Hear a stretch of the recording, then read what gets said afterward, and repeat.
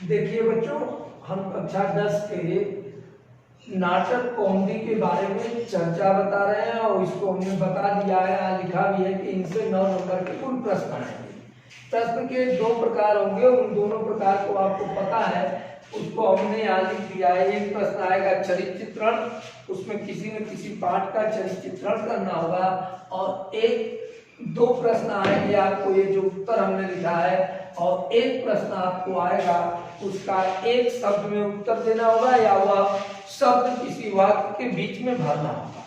अब आपको मैं इस जो नया पाठ पढ़ाने जा रहा हूँ, इस पाठ का नाम है धैर्य ध्याना ही साधव।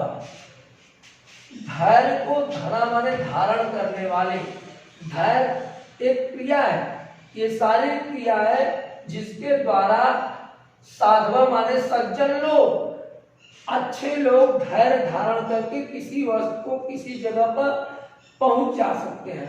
मनुष्य सभी चीजों को पाने की कोशिश करता है, क्षेत्र विभिन्न है, उन क्षेत्रों में कहीं भी आप जाएंगे, जैसे पढ़ाई है, पढ़ाई में अगर धैर्य धारण नहीं किया, आप चाहेंगे कि 10 साल का कोर्स 1 साल में हम इम्तिहान दे दें, कक्षा 10 का तो नहीं है, लेकिन अगर थोड़ा थोड़ा आप पढ़ते चले आए, कक्षा 9 में थोड़ा मेहनत किया, 10 में मेहनत कर दिया, तो आपको वो अच्छी सफलता मिलेगी जो हम और आप और आपके माता पिता कामना करते हैं। मैं भी इसकी कामना करता हूं कि आपको अच्छी सफलता मिले, इसलिए विद्यालय भी यह प्रयास कर रहा है आपको ऑनलाइन क्लास चला करके कि आपको अच्छी सफलता मिले।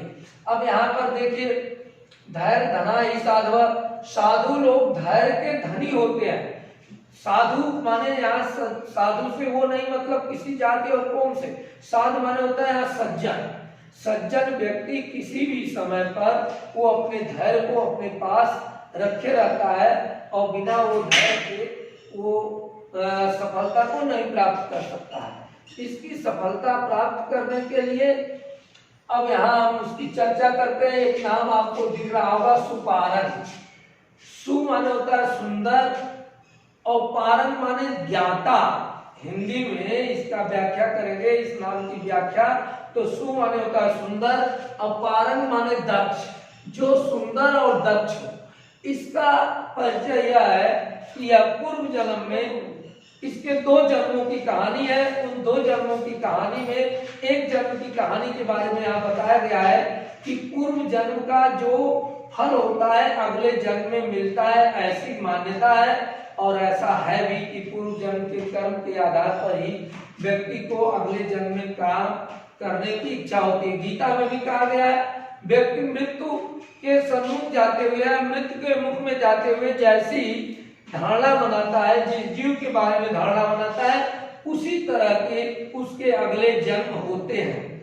तो ये बोधिस्त्व जो है, ये महात्मा बुद्ध, जिनको आज आप जिनकी प्रासंगिकता है इनको जानते हैं, यही महात्मा बुद्ध बोधिस्त्व के रूप में पैदा हुए थे। अब इनके बारे में यहाँ लिखा गया है कि यह जातक कथा है। जातक कथा एक तरह के जातक ग्रंथ होते थे, ये इसका ज्यादा से ज्यादा प्रचलन बंगाल में है, अभी भी है और हमारे यहाँ भी है।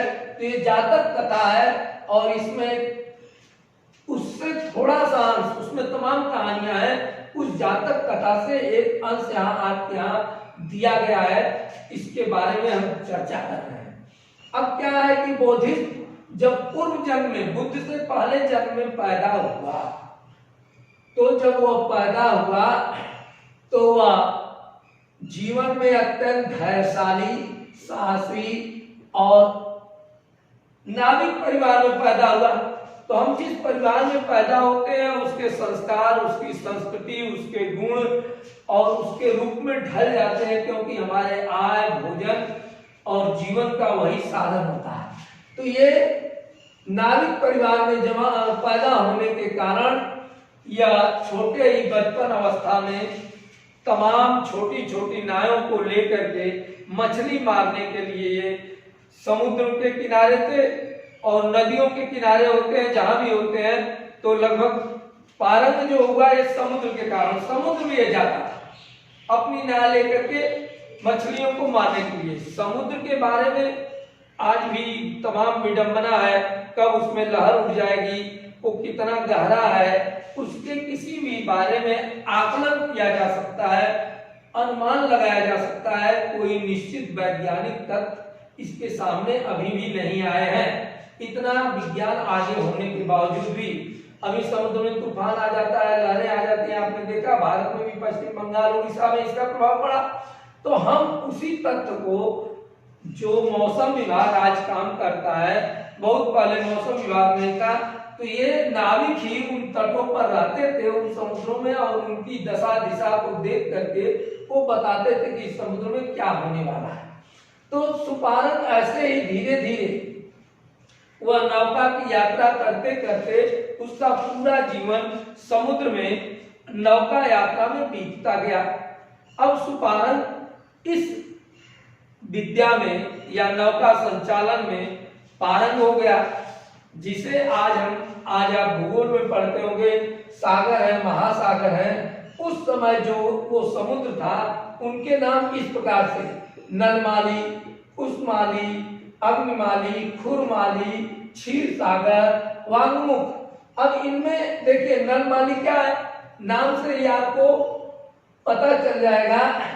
नलमाली का अर्थ है, यहाँ पर जो आपके किताब में दिया गया है, बौद्धिस्ट कथा में दिया गया है, यहाँ के ईंटें, बालू, पत्थर वगैरह जो इसमें पाए जाते हैं, इन्हें कुछ समय के लिए अगर ढक करके रख दिया जाए तो एक कीमती धातु बन जाते हैं। कुसमाली यह है कि इसमें तेज लहरें और तरंगे उठती हैं, इसको पार करने में बड़ी कठिनाई होती है। अग्निमाली जो है, यह इसका एक नाम वांगमुख भी है। ये आग की मुख की तरह इसमें ज्वालाएं, हवाएं, तेज प्रजन, ये सारा उठे करते हैं, हमेशा नहीं, लेकिन इसके लिए विशेष है। यह काम वही होगा जैसे हमें कोई वस्तु की सामान की जरूरत है, घर में नहीं वो मिल सकती, दुकान पर ही मिलेगी। उसी तरह से इन समुद्रों की विशेषता थी। क्षीर सागर भी, अब क्षीर सागर आज खोजा जाए तो नहीं है, लेकिन इसकी चर्चा पुराणों में आपको मिलेगी। तो ये क्षीर सागर जहां पर सुख और शांति, समृद्धि आदि मिलता था, वो क्षीर सागर था। इन समुद्रों में उसने यात्रा करके अनेक अनुभव और अपने जीवन में अनेक वस्तुओं को प्राप्त कर लिया था। अब बूढ़ा हो चला था, बूढ़ा होने के कारण वह यात्रा पर नहीं जा सकता था, लेकिन तमाम नाविक उसको बूढ़ा होने के बावजूद भी उस क्षेत्र के अनुभव के कारण उसे अपने साथ ले जाने का प्रयास करते थे।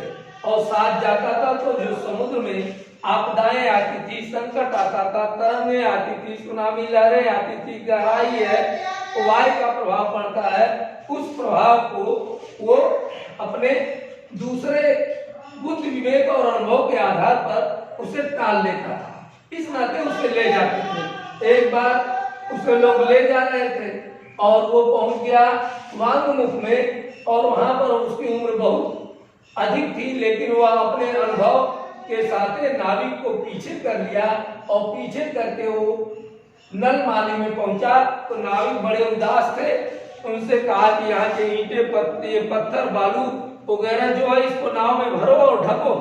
जब उन्होंने भर करके ढक करके फिर वापस आए तो उनके वो कीमती पत्थर बन चुके थे। इस प्रकार से ये इस पाठ का पूरा सारांश है। बुद्धिस्ट के नाविक जीवन की विशेषताएं और यात्रा की कठिनाइयों के बारे में हमने चर्चा कर दिया। अब जैसे आपको आ गया कि आप इसका चरित्र चित्रण लिखिए, तो चरित्र चित्रण के लिए हमने ऊपर परिचय लिख दिया, इसे आप पढ़ेंगे तो सारी चीजें पता चल जाएगी। इसके बाद समुद्र यात्रा के ज्ञाता इस हेडिंग को देकर के लिखिए कि यह इन समुद्रों का नाम लेकर के नलमाली, कुसमाली, अग्निमाली में बचपन से ही मछली मारता था और इनमें यात्राओं का वह जानता था। बार बार समुद्री गर्भ ही क्या, अब समुद्र के अंदर भी जैसे ये धरती के ऊपर पर्वत, पहाड़ पाए जाते हैं, तो समुद्र के जल के अंदर भी पर्वत, पहाड़, पठार ये सारी चीजें पाई जाती हैं। उसको पाने के कारण उसके अंदर उसे अनुभव था कि ये समुद्र में कहां पर कैसी परिस्थितियां होगी, इन परिस्थितियों का ज्ञाता था। सबसे बड़ी गुण उसका है साहसी था। किसी भी समुद्र में अपने अनुभव और साहस को करके वो सफलता प्राप्त करता था। साथ ही साथ दयालु भी था। जो उसके साथ नाविक फंस जाते थे उन्हें छोड़ करके आगे नहीं बढ़ता था, अपने जीवन नहीं बल्कि अपना जीवन उन पर निछावर करके उन्हें बचाने की कोशिश करता था। अहिंसावादी था, जीवों की हत्या नहीं करता था, सही बातें बताता था, दूरदर्शी था। ये सारे उसके गुण हैं। इन गुणों के बारे में हमने व्याख्या कर दिया। अब आपको आएंगे परीक्षा में कुछ प्रश्न, जो प्रश्न आपके किताब के नीचे दिए गए हैं उन प्रश्नों के उत्तर। अब उत्तर हमने यहाँ पर उत्तर लिखा है, क्योंकि इसलिए उत्तर लिखा है कि प्रश्न भी इसमें है और उत्तर आपकी किताब में नहीं है। किताब में उत्तर है तो आपको कॉपी में जाकर के ढूंढना, किताब में ढूंढना पड़ेगा। ज्यादा मेहनत करने के बजाय आप इन उत्तरों का हिंदी समझ लीजिए। महोत्सव बोधित सुपारं आसीत्, तेन बहु समुद्रम पारं पर्यंतम यात्रा कृता तथा अनुभवा संगीता अस्माव देव प्राणात् तस्य नाम सुपारंग आसीत्। सुपारंग कौन था? इसके मूल प्रश्न में हिंदी में पूछ रहा है कि सुपारंग कौन था। तो ये हमने बताया ऊपर कि ये बोधिस्ट माने एक बौद्धिक था, जिसको महात्मा बुद्ध के नाम में जानते हैं दूसरे जन्म में, और यह बहुत यात्राओं को किया था, यात्रा से तमाम प्रकार के अनुभव किया था। और सुपारंग इसलिए था कि सुंदर तरह से पारंग दक्ष हो गया था उन कार्यों में, और दक्ष होने के कारण यह सुपारंग था। उसी तरह से जरा अधिक जब यह बूढ़ा हो गया तो क्या किया? यात्राओं को इसमें बंद कर दिया। और जब यात्राओं को बंद कर दिया तो इसके जो और सहयोगी थे जरा अधिकार सुपारगम वाणिज्य सहायता असमर्थ जाकर व्यापार करने में असमर्थ था। इस नाते वाणिज्य के विभिन्न धर्म के कुल बहु लोग रत्नयुक्त द्रुपरवाल लाभम प्राप्त समुद्रम आवाज आगे तमाम नाविक जाते थे, लेकिन अनुभवहीनता के कारण वो रत्नों को नहीं प्राप्त कर पाते थे। उनकी यह मदद करता था, वो इसको ले जाते थे। वाणिज्य खुरमाली क्षीर वर्णम अतिमालिम नल मिलम प्रभामुखी समुद्राक्षम, ये जो है समुद्रों के नाम है। खुरमाली, अग्निलिंगम, नलमाली, इन सबके दर्शन किया था और इनमें सभी यात्राओं को यात्रा करके उसने कार्य को किया था। सहसा समय वाणिज्य सुतम हृदय विदारक समुद्र वर्णम अस्वस्थ, एकाएक वाणिज्य के सामने हृदय विदारक अगर घटनाएं होती थी तो उस घटनाओं से वह अस्वस्थ दुखी होता था। महात्मा करुणा उत्केश सुमाद्य विजय नगरम उच्चाया अस्यापिन प्रस्थिता, इसके बराबर करुणा दयालु पारंगत आज नहीं थे, इस नाते इसे सुपारंग करके बुलाया जाता था। सुपारंग नवम सिद्धांत तथा प्रमणम शायंत्रिकानि वाच्य श्रुवन्तु अंत, यह अपने यात्राओं में अनेक प्रकार के यंत्रों का प्रयोग करके और बता करके और सुनता था। ये सारी बातों को करके यह अपनी यात्रा को पूरा करता था। नलमाली समुद्र प्राप्त बालू का, वहां से इसने बालू भरवा दिया और जो बालू भरा था वह प्रभाते पैदल पूर्ण रत्ना नहीं जाता।